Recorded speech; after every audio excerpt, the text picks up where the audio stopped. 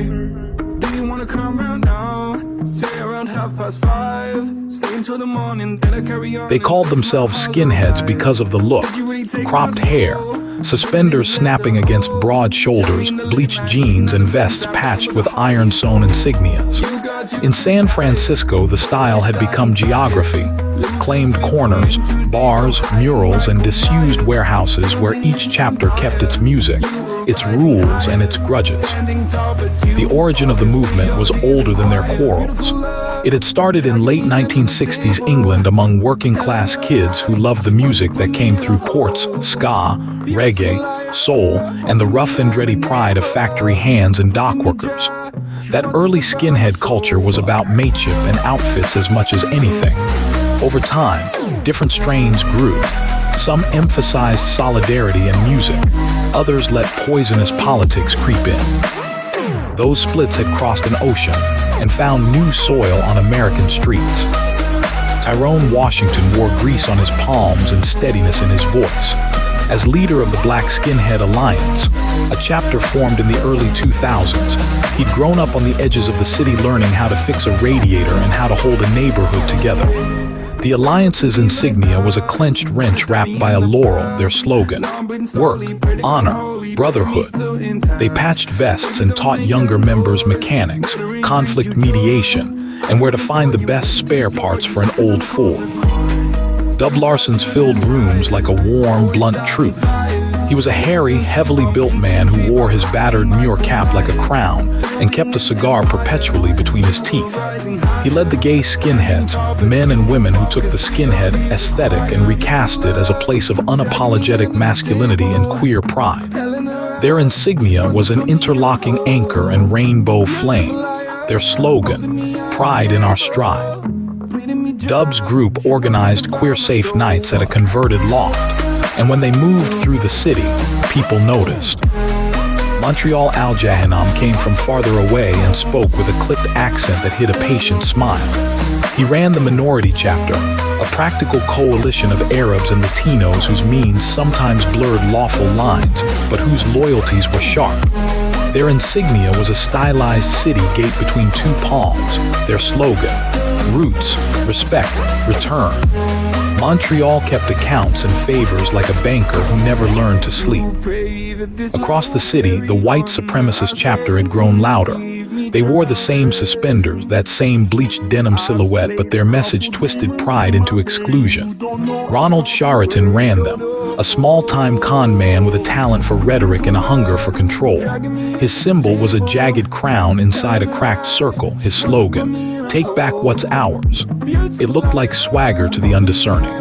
To those who'd studied history closely, it sounded like a warning.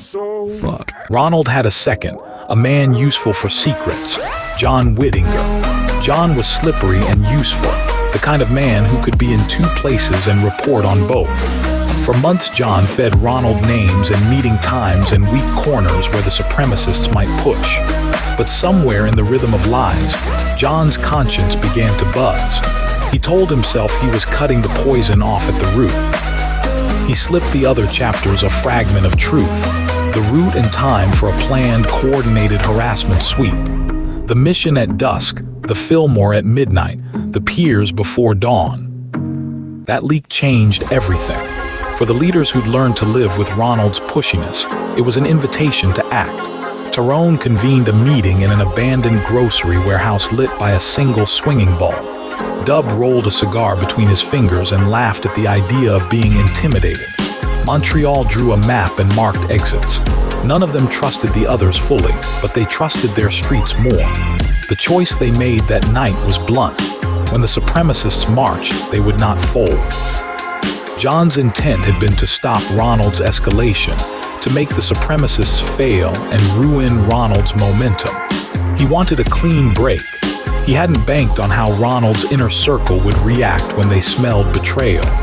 Ronald smelled treachery and moved to preempt it. The sweep began under a sky so low it felt like a lid. The supremacist march was all hard steps and practice chants meant to slice through neighborhoods and make people step back. They came out in numbers, faces set, fists quick. The city's usual hum went stiff. Opposite them, the Alliance's banner unfurled.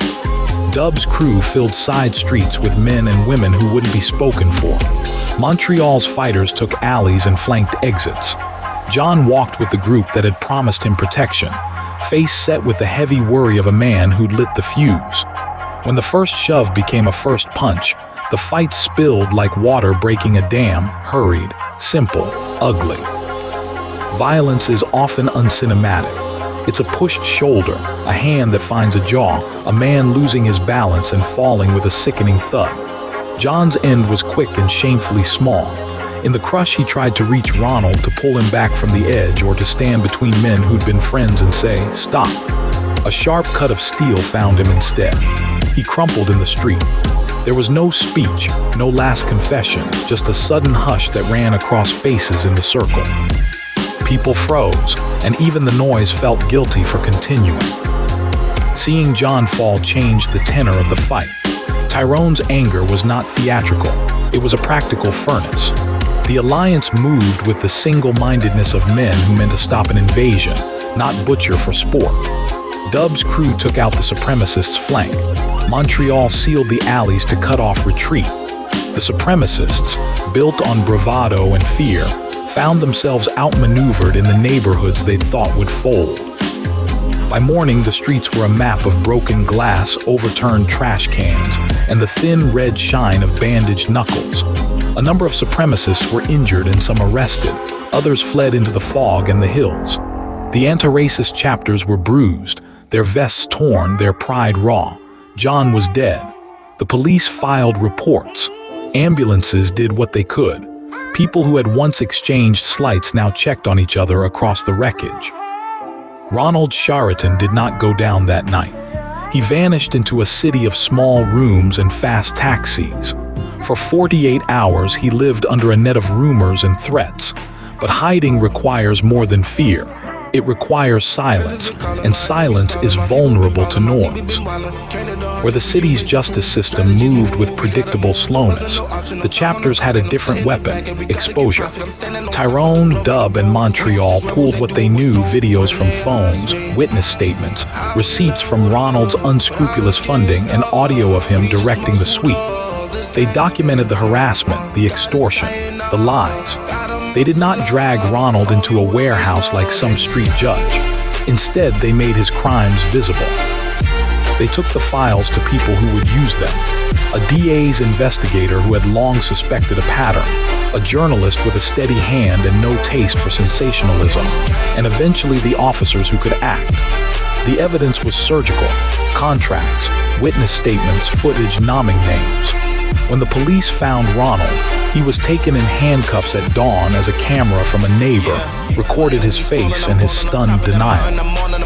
The clip of his arrest, his arguments fatting in the back of a police van, spread across the local feeds. The legal system, imperfect as it is, had what it needed: conspiracy to incite, assault, extortion. The district attorney set moving parts in motion. The city didn't suddenly become Eden. There were still whispers of sympathizers, and a dozen other men who liked the sound of a cracked crown and kept waiting. But the Supremacist Chapter Center had been shattered. Its leader exposed, its lieutenants in custody or scattered, its swagger replaced by a wary silence. The Alliance, Dub's cadre, and Montreal's chapter didn't celebrate with parades. They fixed what they could: fences, shop fronts, murals. They organized security for the markets and set up a rotating watch for vulnerable neighborhoods. Tyrone spoke quietly about history, the English docks where skinhead clothes had first met ska records, and how that thing had split into good and bad. It started with music and work, he said, and somewhere along the line, some men started to use it to hurt others. We're taking the part that was meant for healing. Dub clamped a cigar into 2 fingers and left it in a jar like a token. Montreal, who usually kept his face dry and his questions sharper than blades, laid a palm leaf band across the pile with a careful hand. None of them pretended the wound closed. They stitched new insignias on vests and painted a mural on an old loading dock. The Alliance's clenched wrench and laurel marked a free repair night for anyone who needed help fixing a bike or a dryer. The slogan worked. honor, brotherhood, threaded through the flyers. Dub's anchor and flame hung above a queer-safe meetup, pride in our stride painted like a defiant banner. Montreal's gate and palms became the mark over an evening food distribution. Roots, respect, return, scrawled in 3 languages. When Ronald stood in court, a small, unassuming figure against the long bench of the judge, the city felt a brief, fragile sense of consequence. He had been stopped by the very people he wanted to stamp into silence, a coalition of the city's fringes who had learned to trust the work of one another more than the brutal thrill of street revenge. The legal system would not fix everything. It would not erase the loss of John or the bruises on men's faces. But it put a sequence of records and penalties into place that made the supremacist march less likely to succeed next time. Months later, Tyrone, Dub, and Montreal met again. No theatrics, no bargaining, just shared coffee and plans. They had lost something, and in that loss they found a kind of direction. They still wore their suspenders and bleached jeans. They still patched their vests with insignias that told who they were, but they had changed what those symbols meant. History kept its stubborn ways. The movement that began in English ports had been many things, sometimes noble and sometimes ugly. In San Francisco, a new chapter of that history had been written, one in which difference did not mean less, where old-fashioned was reclaimed for solidarity rather than hate. They had answered intimidation with unity, exposed a predator with paperwork and testimonies, and refused to let the city be mapped by fear. At the end, when streetlights warmed the pavement and the city breathed again, Dub tossed his empty cigar jar into a bin and grinned. "Not bad for a bunch of troublemakers," he said. Tyrone nodded. "We do what we can," he said, "and we remember." Montreal tapped the map in his pocket. "We keep the gates open," he said. "That's how you stop people from building walls." They walked away patched and tired, their vests heavy with work and history. The mural on the pier shone in the dusk, an anchor, a wrench, a palm gate, 3 different emblems standing where a cracked crown once tried to rule. The city was not a final victory. It was a place they still had to fight for. But for now, they had reclaimed a little more of it together.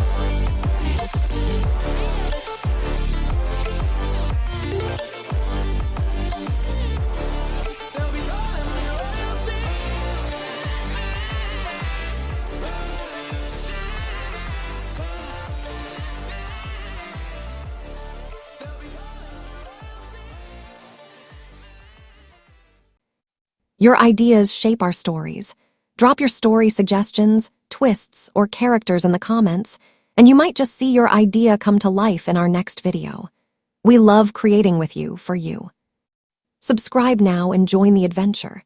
Comment, share, and let's craft unforgettable stories together.